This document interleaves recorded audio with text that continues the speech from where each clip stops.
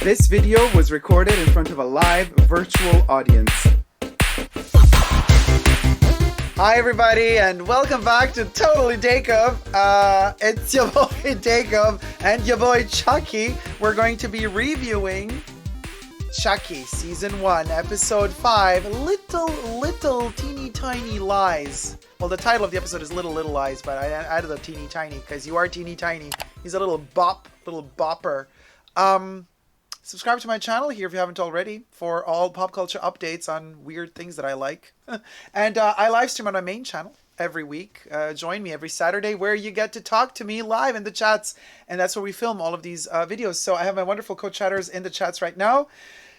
Let's talk Chucky Season 1 Episode 5. I do not know for the love of me for what reason I thought that Chucky Season 1 would have 10 episodes.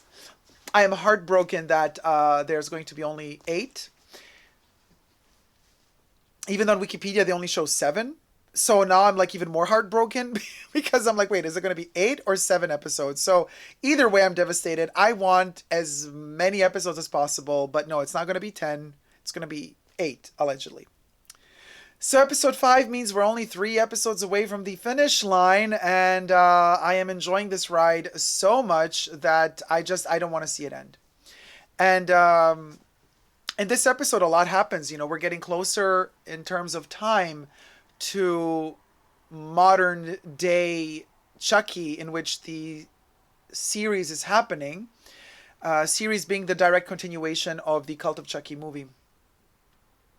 But continuation in terms of Charles Lee Ray's life, we've seen in the first episodes flashbacks to his early childhood, to his first killing, his teenage years, and now we are with the flashbacks. We've progressed into the 80s, and in episode 5 we get to see how Charles Lee Ray met Tiffany. So Tiffany is coming in. This episode is her arrival into the show. A very fascinating aspect of the show. I noticed it immediately because I love Fiona Dourif so much. Wonderful actress. She is Brad Dourif's daughter, so she is the daughter of the voice of Chucky. She was dressed up like her father. So she acted her father if her father were in the 80s as Charles Lee Ray. Which again is another gender bender of sorts. Not only is a woman acting a male part, but she is the daughter of the actor who was that age, more or less, in the 80s. What a twisted Twilight Zone type of time concept. Amazing. They dubbed her voice. They gave Mr. Dourif's voice to his daughter, which is even more of a mind F-U-C-K. Because you're just looking at her, you hear him through her voice, so it's very bizarre. But her mannerisms, the makeup, the prosthetics, she is him. And it's very fascinating to see a female child, act as their male father. Wonderful to see. She nailed it. But she was also Nica. In this episode, we also see modern day Nica. Nica was the character that we also saw in Cult of Chucky. Chucky possessed a part of his soul, possesses Nica at the end of the movie.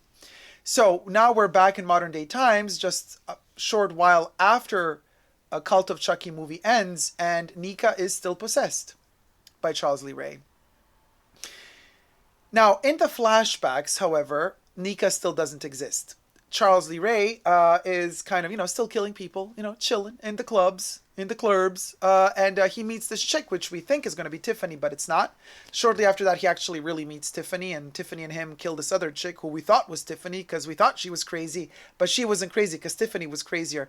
Now, with Tiffany, it's really bizarre. The actress does not look like Jennifer Tilly and does not talk like Jennifer Tilly until she kills the woman we thought was Tiffany. When she kills her together with Chucky, her voice changes to Jennifer Tilly's voice. Very bizarre moment. Very Twin Peaks. It's almost like, and again, we had the reference to Twin Peaks, Jake's room looks like the Black Lodge. So it feels like Tilly became possessed in some sort of, not Tilly, Tiffany became possessed in some sort of way. And when she became possessed with this obsession of killing in her first kill, we don't know if it was her first kill. I would love to see the backstory of Tiffany too. That would be amazing. So her first kill, allegedly, made her turn her voice into Jennifer Tilly's voice. So we have this moment that we wanted to know since forever. How did Charles Lee Ray meet Tiffany? Now we get to see it in this flashback.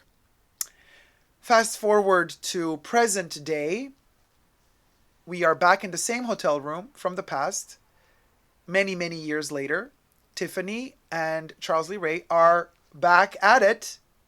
Except Charles Lee Ray, we know he's in the body of Chucky, but a part of him, because he learned how to compartmentalize his soul into different fractals, and a part of his soul went into Nica. So now Tiffany and Nica are together. Now we have this kind of lesbian moment going on.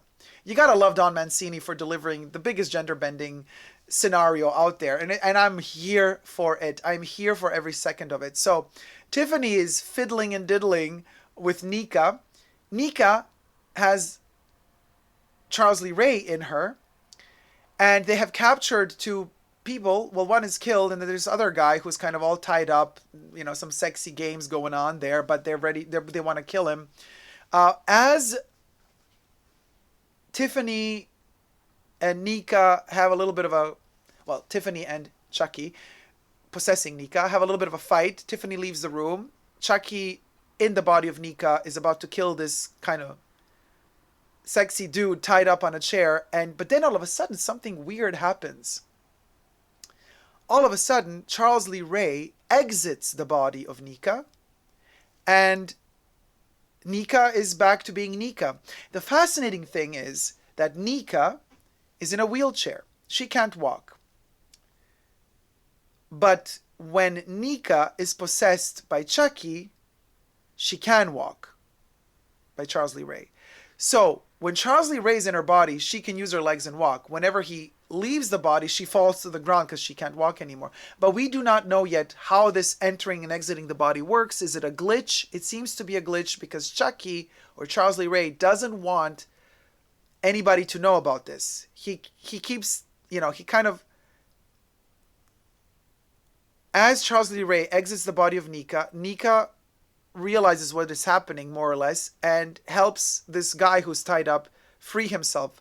But the guy's legs are still tied up, and before he manages to get completely free, Chucky, or Charles Lee Ray, re-enters the body of Nica and kills the guy before the guy manages to escape. Very bizarre. Very, very bizarre. In the meanwhile, we got also the doll Chucky, who is now all morphed, half of his face is melted. Lexi's sister wants Chucky back. When she sees the deformed Chucky, she screams and says, "Oh, hell no, I ain't going to be with this monster." So Chucky feels a little bit rejected. Lexi's sister's dad, or Lexi's dad, finds on some secondhand website another Chucky doll called Tommy. And he buys Tommy, who looks just like Chucky, for his young daughter. So Tommy is not possessed yet. Tommy is a nice little recall to the old Chucky movie, because we also have a Tommy doll in part 2, in Child's Play part 2. Chucky bashes in Tommy. In the series, we have a nice little Easter egg of Lexi bashing in Tommy because she thinks that Chucky is in Tommy, but Chucky is not in Tommy yet. Chucky is still his deformed little melted face self, but in the night he sneaks into the room where Tommy is with Lexi's sister, and he transfers his soul through the Dambala little voodoo prayer. He transfers his soul from the ugly Chucky, the burned Chucky, into the Tommy doll. Now, I love the burned Chucky. I think he looks adorable because he's so funny with the melted face. It's really funny. Anyway, now Chucky is back to being all cleaned up and not melted. The kids, Lexi, Jake, and Devon, think that Chucky is still in the body of the burned Chucky doll. So they get the burned doll, they destroy it, and they think they have gotten rid of Chucky. Little did they know that he is already transferred into the body of Tommy, of the other doll that looks just like Chucky, just not burned. So there you go. We also find out that Junior's mom, her secret is revealed. Now, I was hoping that she would have some affair with some other chick or something like that, but no, it's nothing of the sorts. Apparently, the secret that she was keeping from everybody is that she has stage 4 cancer. And she doesn't want the family to know. We find out because she has a session with a psychiatrist or a psychologist, and she shares to her psychologist or psychiatrist, either or, what is going on with her. And the doctor tells her, well, you should tell your family. You don't need to go through this alone. You should let them know. She's just scared. She thinks she's going to die because it's stage 4 cancer. She thinks it's not curable. And that's kind of the sad story. That's the secret that she's keeping from her family. Very sad, really. I didn't expect that. I was hoping for some naughty secret, but no, it turns out it's just a really sad, sad secret. And she doesn't want to burden her family with it. Jake and Devon have a wonderful moment. Oh, before we get to that wonderful moment, you know that every episode begins with the forming of the letters Chucky in different design. So, we had the pumpkins forming the word Chucky. We had all of those scalpels and all the knives in the hospital forming the word Chucky. And this time we have hearts. Human hearts, pulsating bloody hearts, but also Valentine's heart, like cut out red hearts, forming the word Chucky. It's adorable. And so at the beginning of the episode, we always get a hint what the episode is going to be about. And in fact, this episode is about love, and it is about relationships. So we see the relationship between Tiffany and Charles Lee Ray when they were young in the 80s. We see their new modern day relationship and love between modern day Tiffany and Charles Lee Ray's soul inside the body of Nica.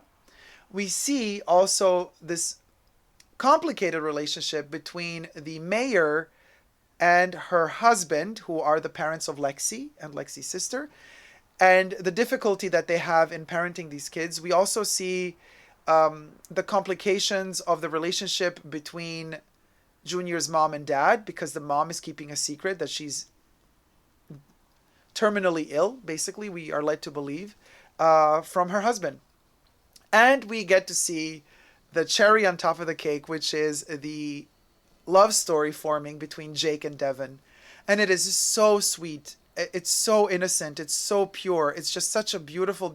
Don Mancini, listen, oh my gosh. The way that he films these episodes, they are like movies. They're so beautiful. I know I repeat myself every time, but this is such good high quality. Cinematography is wonderful. The puppeteering is wonderful. The acting is wonderful. Because, you got to also understand, I don't know if any of these kids, they're teenagers. I don't know how old they are in real life, but they're old enough to be allowed to act certain kissing scenes amongst each other, right? And it's not easy for young kids like that, if, let's say, they're not gay. But to act scenes out where they are kissing the same gender, that's not easy for an actor, especially for a very, very young actor.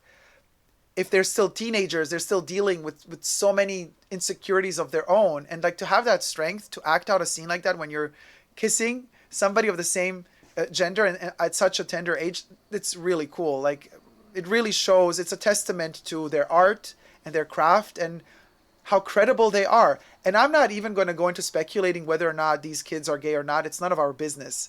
But after all is said and done, how they deliver and how they convey the interest that they have for each other, it's beautiful and it's innocent and it's pure. It comes across as pure and authentic. And it's really, really amazing to see. So we have a scene where Devon and Jake finally kiss. And boy, did Don Mancini deliver. Let me tell you, because we've had this tension and this affair, this kind of lust that they have for each other forming throughout the episodes. But in episode 5, when they're hunting down Chucky in the hospital, trying to find him, but he has already escaped, they go into the cellar of the hospital where all of the syringes, everything is dropped off. There's this whole container full of garbage, like bioweapon type of garbage. It's so disgusting. And Chucky kind of loves to swim in that biohazard garbage, but he leaves that swimming pool of death before they arrive. So they think he's inside there, but he's not. But anyway, Jake is trying to dig through it and kind of falls. And Devon catches him. And then they have that kind of grabbing of the hands and like protecting. And that's just so beautiful, super innocent. And then they hold hands in the school. And yes, they do hold hands in the middle of their school corridors. And Don Mancini in that moment makes time stop for them. So he did like kind of almost like this stop motion moment, where they were standing still and all the other kids were walking by them. So the camera would film every so now and then. So it looks like they're standing still in time, but all the world around them is moving. And for them, it doesn't matter because they found their core, they found their love. It's just cringe, but amazing. Just amazing. I'm living for this. And then, they're going on a hunt to find Chucky. The whole night spent out. And then, they're on their bicycles. They're driving back home. And finally, it's morning, and they think that they've solved all the problems. Maybe Chucky is gone, maybe he isn't. They destroyed the burned up doll. And Don Mancini delivers because he makes them ride in the city, or just outside of the city, and the sun is just coming out. And as the sun is coming out, we see them stop on their bicycles, and so you just see Devon and Jake next to each other. And between them, in the background, Don Mancini didn't do this accidentally. It's so beautiful. He just put a building in the shape of a cross behind them, almost like a church. And he made them kiss in front of that church. He made such a powerful, subtle, but powerful statement of saying, love does not know any religion. And love will not be stopped by any religion. And love will not be judged by any religion, nor prosecuted by any religion. And no religion has the right to tell you who you are allowed to love or not. And he made them kiss. And their kiss, so the church is, that kind of cross architectural thing is between them. And as they kiss, they cover it up. Their love is stronger than that. It's amazing. Oh my gosh. I can't even. It's so subtle, but so beautiful. Don Mancini, a lot of it is autobiographical because he had his coming out. He was also not accepted by his family. He had issues growing up as a gay kid, as a teenager. So, and you can see how much of that delicate emotion he puts into creating this story and this love story between these two kids.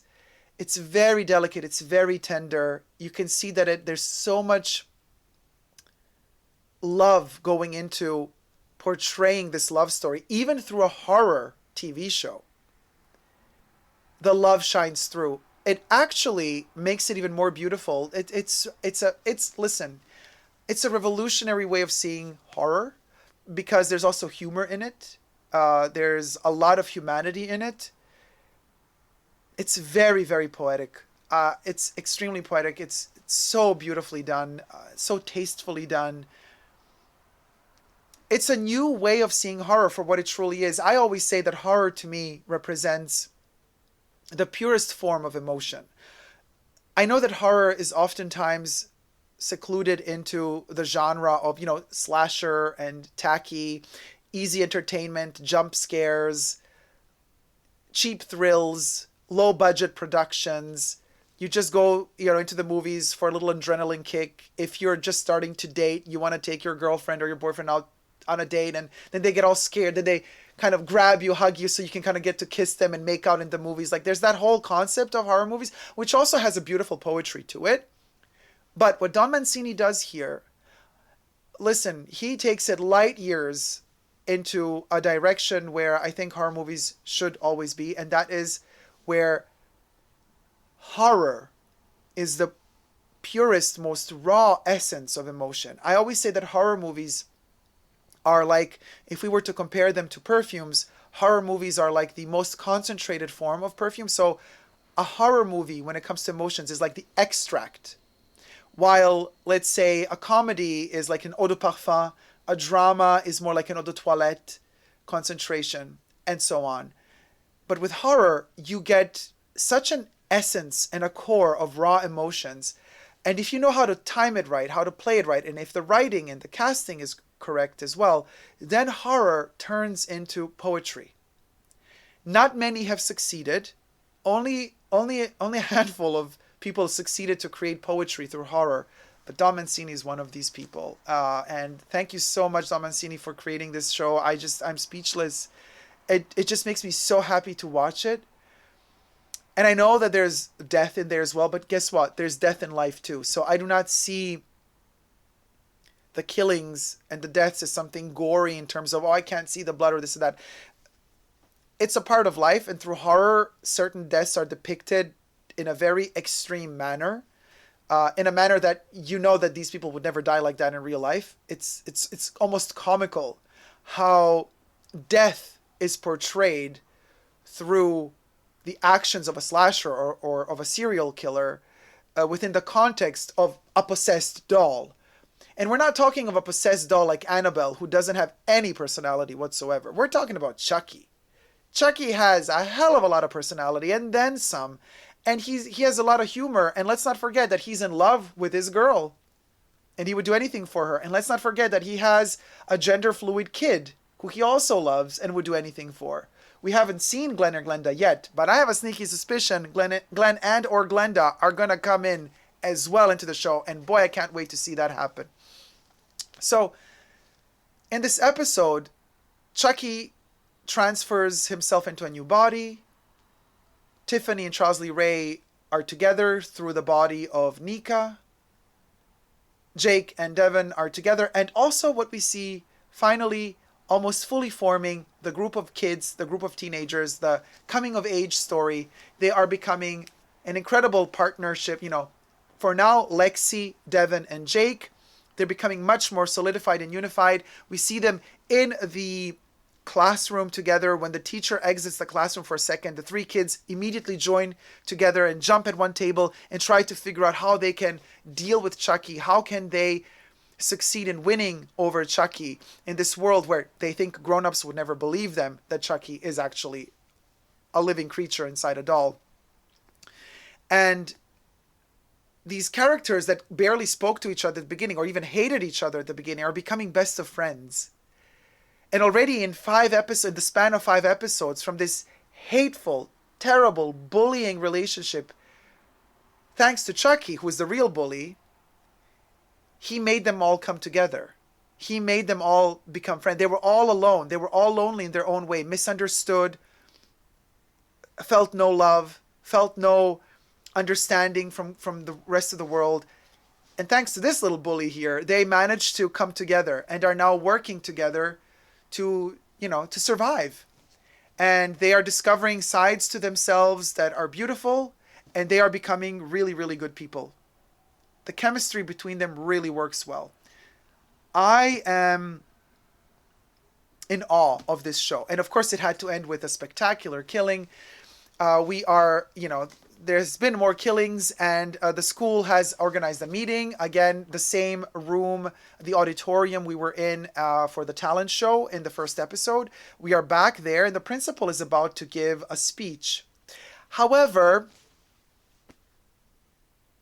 Chucky has decapitated the principal. And so we have the head of the principal rolling on the stage like a bow. And then the curtain opens and we have just the body sitting on the chair. So it could not have been Jake, even though the police suspect that Jake is doing the killings, because Jake is sitting in the auditorium witnessing the whole thing happening as it unfolds and literally rolls off the stage. So, Junior is the one left out though, says Debbie. So I'm reading the live chats now. Yes, Junior is left out, but not because they don't want him to be a part of their group of 4, just because they're still thinking he's not ready for it. And they told him the truth in the auditorium. Lexi told him everything, and he just didn't want to believe them. He's not ready for it. But he will. He will come to his senses pretty soon, because Junior is suffering too. His dad is demanding so much of him, to be this sportive kid who can manage everything in life and follow the footsteps of his dad to become a famous sport personality. So he is suffering and struggling too. He also deserves redemption of some sort. And I think he will get there. He just needs more time to figure things out. But I am hopeful that Junior is going to join the group by next season, by next episode. Hopefully, because if it's true that we only have 7 or 8 episodes, this is so sad. Why not give us 10? We deserve 10 episodes. So anyway, the heads are rolling. Let them eat cake, as they say. And Chucky is back to serve up some more havoc. And we cannot wait for the next episode. So you guys, let me read some of your comments. Diego Gold says, hi everybody. Hey Diego, welcome. Even Chucky has great hair. Chucky has amazing hair. Isn't he amazing? Heidi ho! Look at it. Look at this hair. He is incredible. Yeah, the hair is really great. Classic Chucky hair. Yeah, Debbie also sees Junior in the gang. He's definitely going to be part of the gang. Come on, you guys. But then again, I was wrong about Junior's mother, thinking that she had an affair, and instead they dropped that ball on us, the curveball, and no, it's not an affair. It's a disease. Let me play the outro. Maria says, I cannot jump scare or gory horror because of... What is homophobia? Oh, of blood? But I love psychological horrors that make you wonder and question life. Well, there's a lot of blood in this show, but it's so tastefully done. Junior. No, Alina says, those are the best. Debbie says, yes, I see him in the gang. Yeah, he's going to come in the gang. Debbie says, no, the relationship is not cringe, it's sweet. Yeah, right? Yeah, I mean, of course... It is super sweet. It's super, super sweet. The whole story is amazing. It's amazing. Yeah, Jenny's also shocked. Like, I know Jenny. Jenny says, only 8 episodes? I thought it was 10. I know. Debbie says this was a wild episode. Yes, only 8 episodes. And actually, I looked it up on Wiki and it only gives a 7. So, some people say it's 8, but then I got so depressed when I saw on Wiki that it was only 7, and I was like, I don't even want to look if it's really 8 or not, because if I find out that it's not 8, that it's really just 7, I'm going to be even more sad. But at least I hope at least we get 3 more episodes, so super excited about that. Yeah, Into the Trash. Wait, let me scroll. Totally switch. Into the Trash again. I know, and they keep throwing him back into the trash, but these are a lot of callback, like him always being thrown up into the bin. It's very Chucky 2. So we have like Child's Play 2 references, and also the Tommy doll is a direct Child's Play 2 reference. There's a lot more Easter eggs in here in the movie. You see, I call it movie. I don't even call it a TV show because it's just that well done. For me, it's a movie. I mean, it's amazing. Jam says, oh, did the girl Chucky try to stab under the bed get killed eventually? No, that's Lexi, Jam. He tried to stab Lexi. No, he did not manage. He tried to stab her from underneath the bed. Then he tried to kind of suffocate her in her apartment when they were having the party. Then he burned the house down, well, by accident. She didn't burn. Then he tried to kill her in the episode after that, running after her out of the hospital into the burned house again. Tried to make Jake drop her down to the basement, to the ground floor so he could stab her to death. And he didn't manage to do that either. Lexi has survived, I think, of all people... Maybe Andy, except for Andy, she is the one that has evaded the most amounts of Chucky attacks ever, like without being killed. So she is a survivor, a total freaking survivor. So Lexi survived the stabbing from underneath the bed.